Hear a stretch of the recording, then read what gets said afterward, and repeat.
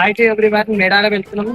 కటాక్షపురంలో అమ్మవారు కాళ్ళు కడుకొని పాయరాలు పెట్టుకుంది. ఇక్కడ ఈ కటాక్షపురం గండిలో సభకి వెళ్ళే వాళ్ళు ప్రతి ఒక్కరు కాళ్ళు కడుకొని నీట్ల కడుకొని గట్టమ్మ దగ్గర దర్శనానికి వెళ్ళిపోతారు. జై సమ్మక్క సార్. కటాక్షపురం వెళ్ళాం కదా, కాళ్ళు ఇట్లా కడుకొని చేసి గట్టమ్మ దగ్గరికి వచ్చాము. అమ్మవారి భక్తులు తెప్పించుకొని ఈ అమ్మవారిని మొక్కిన తర్వాతనే మేడారానికి వెళ్ళాం. మొదలు గట్టమ్మ.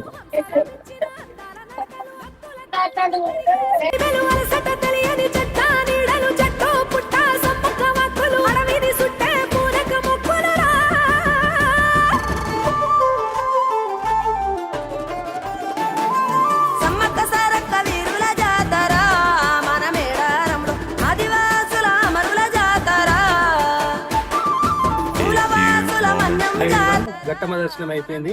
ఇక్కడ ఎర్రగట్టమ్మ అని చెప్పేసి టెంపుల్.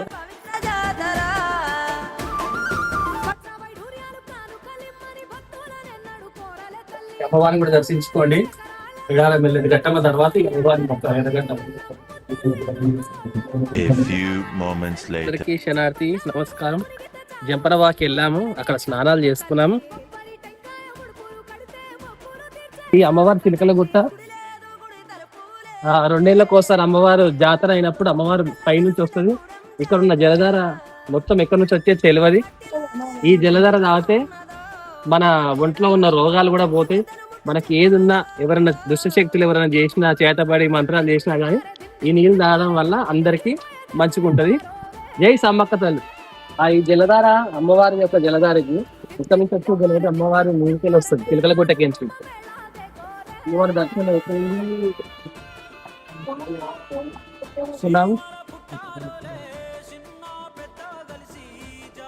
ఈ నీళ్లు తాగడం వల్ల ఆయుర ఆరోగ్యాలు మంచిగా ఉంటాయి, అందరు బాగుంటారు. ఏ రోగాలు వచ్చినా ఎవడేం చేసినా గానీ ఏం కాదు. అమ్మవారి దయ ఉంటుంది. ఎక్కడి నుంచి వచ్చేది కూడా మనకు తెలియదు. ఇక్కడ చూసిన ఆది అంత అనేది కూడా తెలియదు. అమ్మవారి చిలకల గట్టుకించి వస్తుంది ఈ నీళ్లు, ఈ జలధార.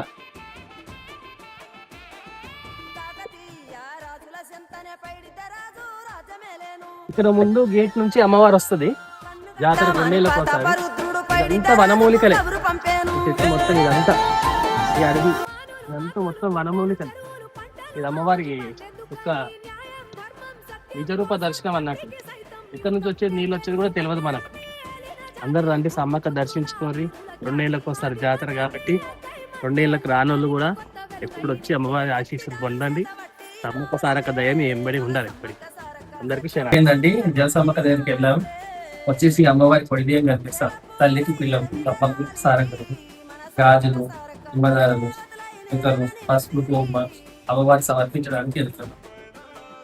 పైసలన్నీ ముడిపే గట్టి పల్లె తల్లి బయలెల్లిందే శిలక పిల్ల జల్ల సల్లం ఉంటే మల్ల 7 మేడారం వస్తాని పోయినసారి మొక్కుకున్నది గనుక